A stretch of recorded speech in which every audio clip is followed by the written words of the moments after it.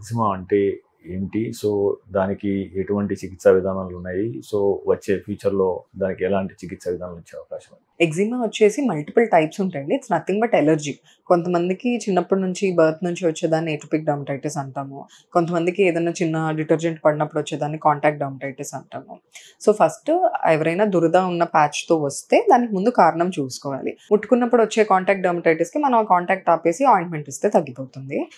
ముందర నుంచి వచ్చే వాటికి ఫుడ్ ఎలర్జీ అవ్వచ్చు, ఎక్స్‌ట్రా బయట నుంచి టచ్ అయ్యేదాని ఎలర్జీ అవ్వచ్చు, ఆర్ బాడీ లోపల నుంచే ఎలర్జీ రావచ్చు. సో, ఆ కారణంని బట్టి, సివియారిటీని బట్టి దానికి మనకి టాబ్లెట్స్ ఉన్నాయి, యాంటీ అలర్జిక్ మెడికేషన్స్ ఉంటాయి. కొన్ని ఇంజెక్షన్స్ కూడా ఈ మధ్యన వచ్చాయి. ఇప్పుడు కొంతమందికి ఎస్పెషల్లీ హౌస్ వైఫ్స్‌లో చాలా దురదలు అండ్ కట్స్ వచ్చేసి చేతుల మీద అలా వస్తాయి. అలాంటప్పుడు స్టార్టింగ్ స్టేజ్‌లోనే ఓకే, మీకు డిటర్జెంట్ ఎలర్జీ ఉంది అని చెప్పి గ్లౌస్ వాడుకోవడం మొదలుపెట్టి రెగ్యులర్‌గా మాయిశ్చరైజర్ వాడుకుంటూ ఉంటే ప్రాబ్లమ్ రాకుండా ఉంటుంది, పెరగకుండా ఉంటుంది.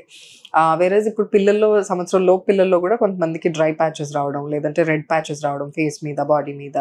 అలాంటప్పుడు ఇమ్మీడియేట్‌గా ఓకే, వీళ్ళకి ఈ ఏటోపిక్ డెర్మటైటిస్ ఉంది అని తెలిసి వాళ్ళకి అప్పుడు మనం పాల పదార్థాలు ఇవ్వద్దని చెప్తాము. బయట ఎస్పెషల్లీ కౌ మిల్క్ ఇవ్వద్దని చెప్తాము. ఈవెన్ కిడ్స్‌కి కూడా.